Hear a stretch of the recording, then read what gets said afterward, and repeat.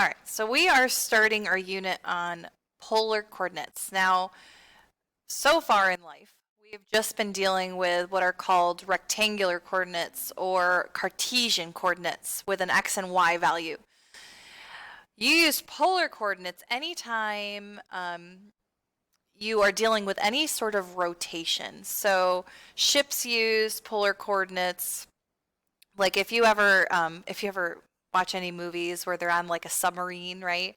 And they're trying to locate another submarine or another ship, and there's this like diagram that, where's my pen?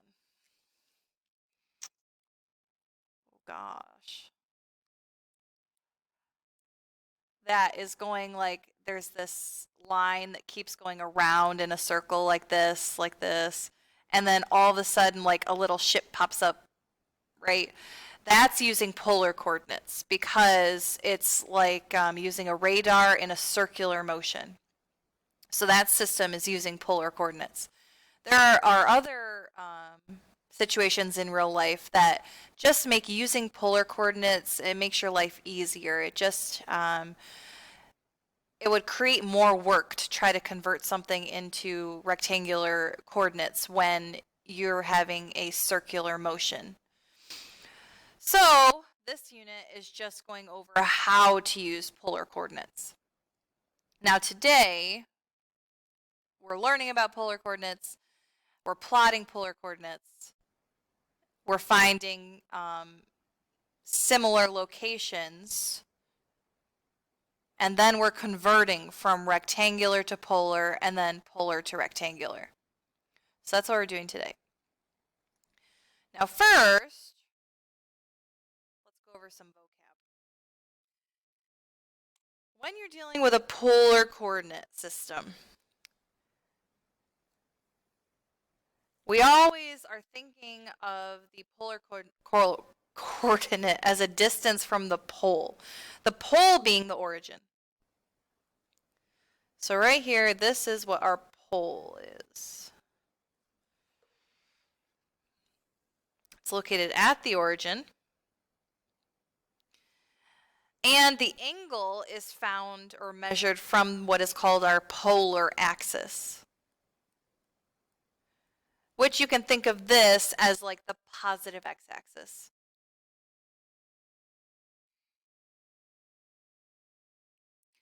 So if I'm going to draw a polar coordinate here,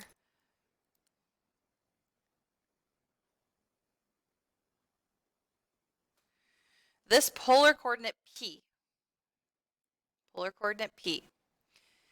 has a coordinate where the first value is r.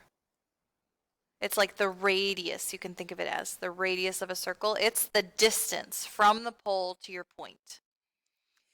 And then the second value in our coordinate point is the angle measure, our theta, which remember theta, our angle, is measured from the polar axis. It's exactly how we've been measuring angles in standard position. So we always measure them from the 0-degree angle. Same concept here. We always measure from the positive x-axis going counterclockwise.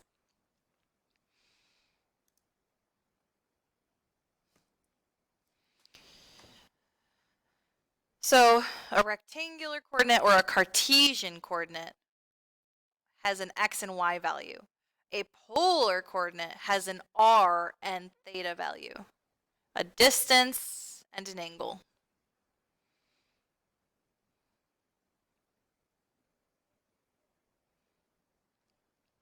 So what we're going to do now is we're going to graph these polar coordinates. Now if you notice, looking at all of these 4 polar coordinates here, A through D, the angle, what type of angle is that? How is that measured? Pi over 4. That is an angle measured in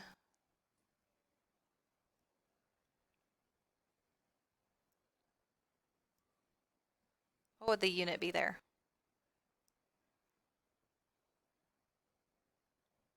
What type of angle has a pi in it? Radians, yes. Polar coordinates have angle measures in radians.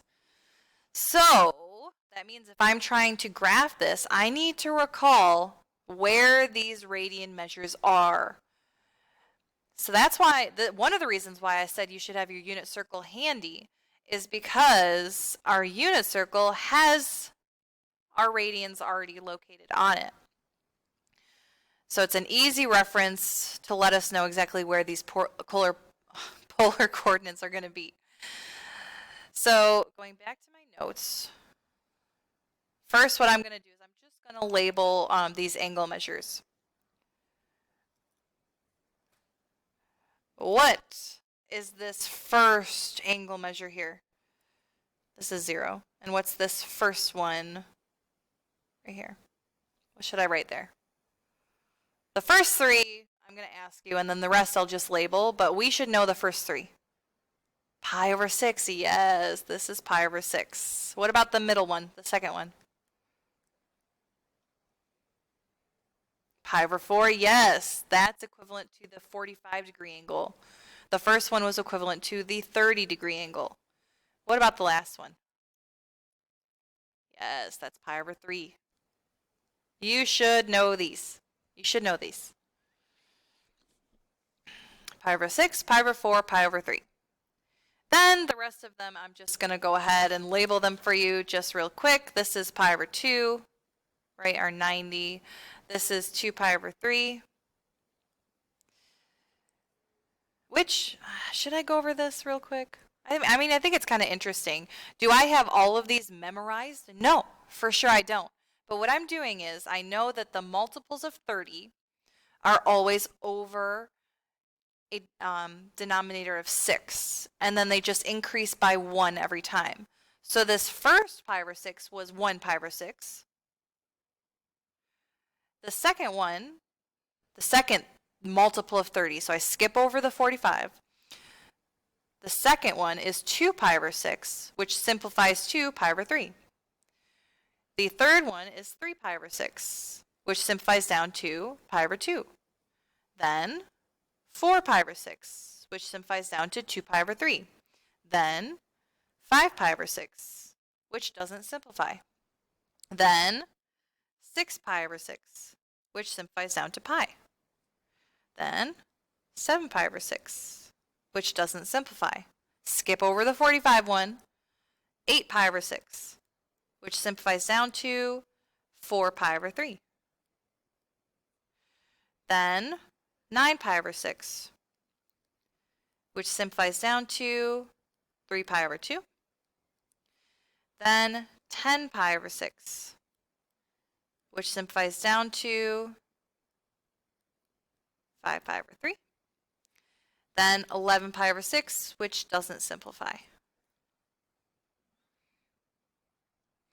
The 45s work in the exact same way, right? But they're all over 4 this time. So our first one is 1 pi over 4. Our second one, which is already labeled for us so we don't have to worry about it, is 2 pi over 4. Then we have 3 pi over 4. Then our fourth one is already labeled. We don't really have to write this down. 4 pi over 4. Then we have 5 pi over 4. 6 pi over 4 is already labeled, and 7 pi over 4. Again, do you need to know how to get those angle measures in radians? No, you can just look at your unit circle, no problem. But I think it's just really interesting. My pre-cal teacher never told me exactly how those angles are found. And it's a really simple concept. You're just counting and then simplifying a fraction. All right, so now that we have all these labeled, we can now graph our polar coordinates. So remember, if I'm looking at A, this first value is our R. It is our distance from the origin, from the pole. And then this is our angle. So my suggestion to you is to first find the angle. First find the theta, pi over 4, which we have it labeled on our graph. Pi over 4 is right here. So I find that angle, and then I start at the pole and count the distance along that angle. So I have a distance here, an R value of 4. So from the pole, I go up the angle 4 circles. So from the pole, I go 1, 2, 3, 4, put a point, and that is your polar point A. And you're done.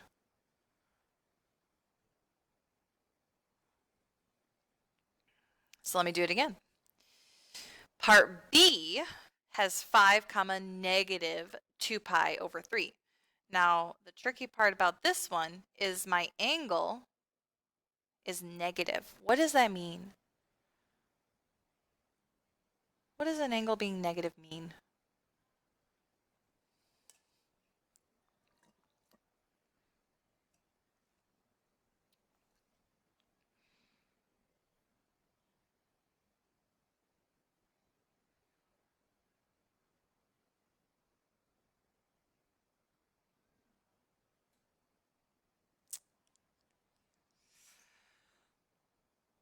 Right, yes. From 0, instead of going counterclockwise like normal, we are going clockwise. Now, what I like to do is I like to look at what the positive version of this would have been. And we're going to go the exact same distance, but in the negative direction. So here, positive 2 pi over 3 is this angle right here. So notice that that is one quadrant and then another 30. So you go the exact same distance in the negative direction. One quadrant and a negative 30 is this angle right here. 4 pi over 3 is the same thing as negative 2 pi over 3.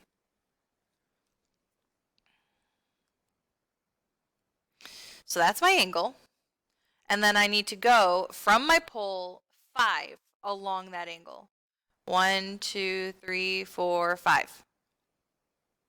That right there is polar point B.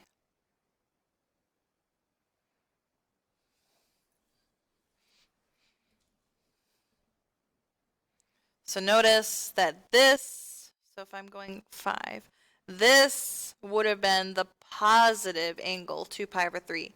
Negative 2 pi over 3 goes the exact same angle measure, but in the negative clockwise direction.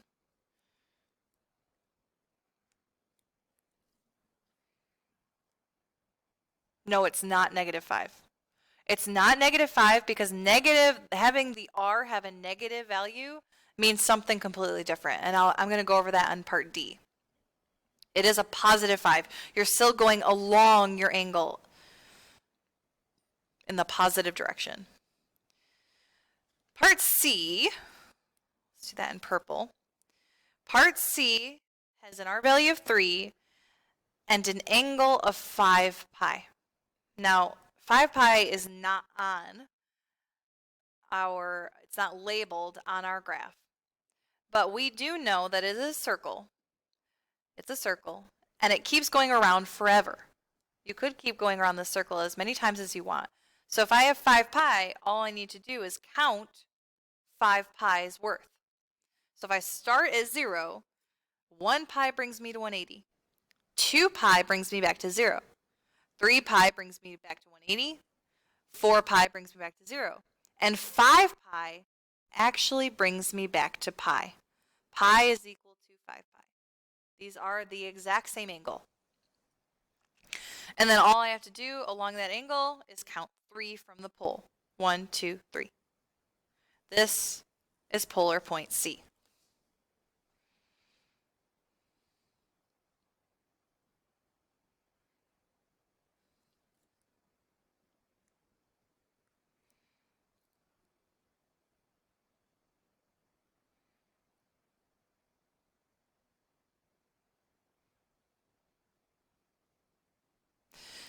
Then, lastly, D. Let's do green. No, I already did green. Let's do pink. So here, we do have a negative R value.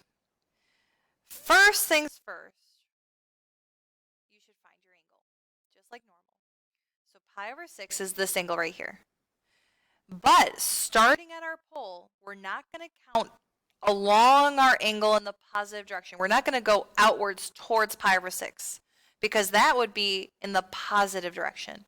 Instead, we're going to pretend like this angle continues in the opposite direction. So if this is our positive angle, this would be, ooh, I drew that kind of wacky. This would be the negative along our same angle. So from the pole, instead of counting 6 towards pi over 6, I'm counting 6 away from pi over 6. 1, 2, 3, 4, 5, 6. This is where angle D is located. I'm sorry, where polar point D is located. You're going away from your angle because it is a negative 6. Let me do that just one more time because I know it's a little bit confusing. If I had, say, negative 3 comma 5 pi over 6. First, you find your angle, 5 pi over 6. This is my angle, 5 pi over 6. And from your pole, you're going away from 5 pi over 6, 3. 1, 2, 3. Right there would be our polar point E.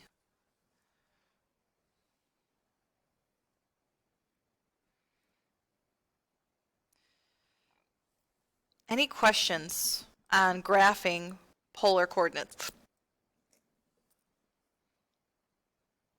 What's this circle thing called? Polar. This is the polar plane, the polar coordinates. Before, we've always been doing rectangular coordinates, or the Cartesian plane, it's called. Sometimes it's just easier to mathematically think of coordinates as being on a circular plane. So that's why it's called a polar plane.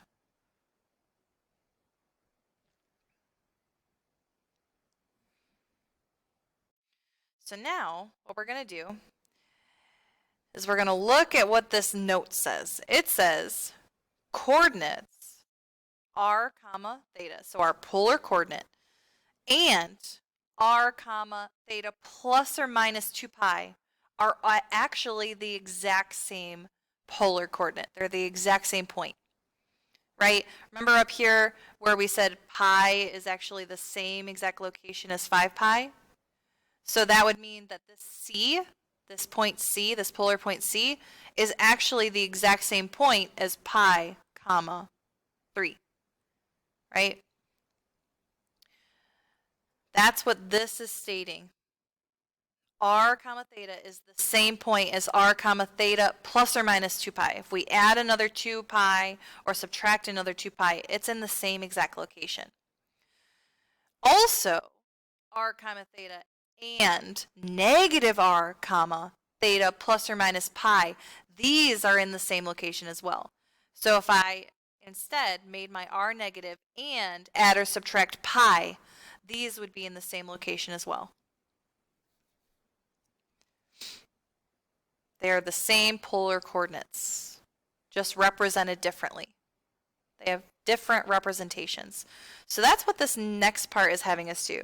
It's having us find different representations, different points that are actually at the exact same location on our polar plane.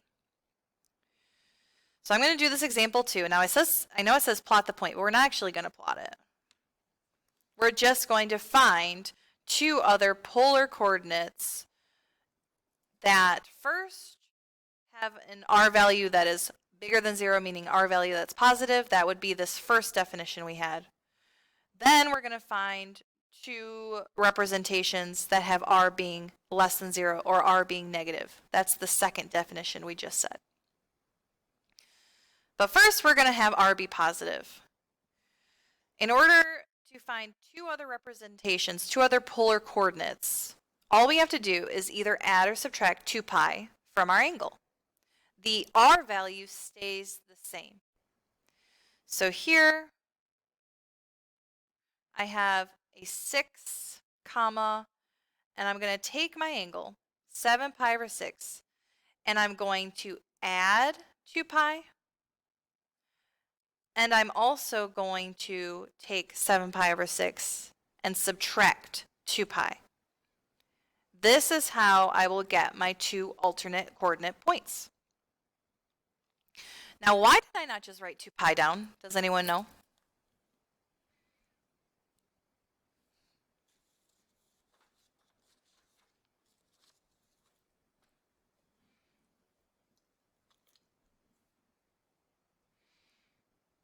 Why did I not just write 2 pi? Okay, don't write it, but I'm going to do it. Don't write it. How would you add these?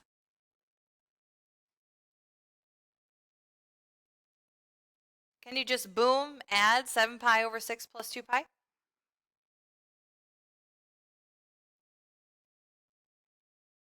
I know I can't.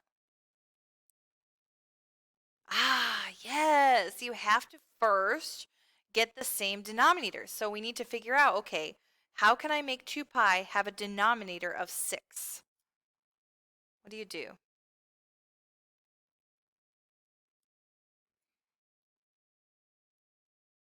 How do you make 2 pi have a denominator of 6?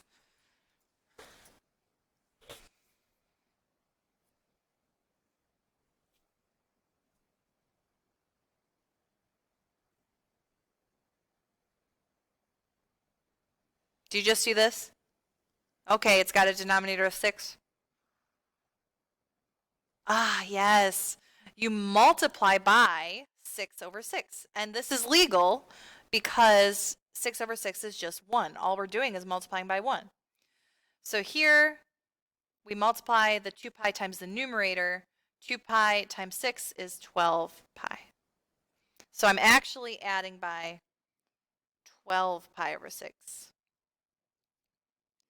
So this whole first point is equal to 6 comma 7 pi plus 12 pi. We only add the numerators. The 6 stays the same. 7 pi plus 12 pi is 19 pi. And can that be simplified? 19 pi over 6.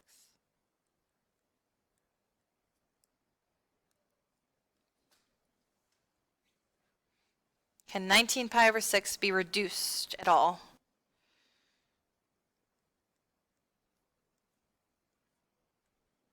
No. No, no it can't. So that is our first point that actually is in the exact same location as 6 comma 7 pi over 6. Now to find our second alternate representation, alternate point, we're going to subtract 2 pi. But we're going to use the denominator of 6 representation of 2 pi instead. So 12 pi over 6 we're subtracting from 7 pi over 6, and we end up with negative 5 pi over 6.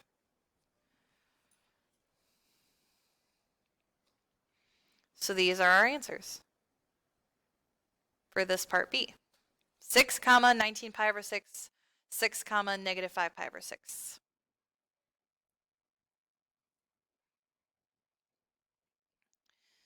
Okay, so now we're going to do part C, where it wants the R value to now be negative, meaning we're using this second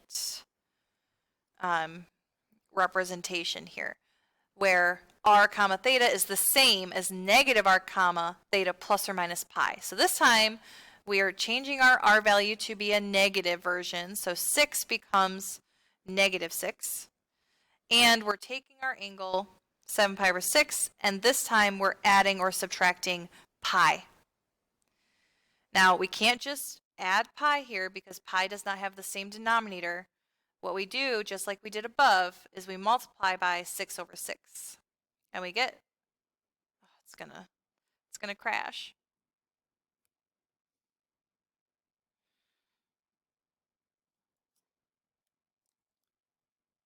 6 6 6 pi over, what the heck is happening? 6 pi over 6.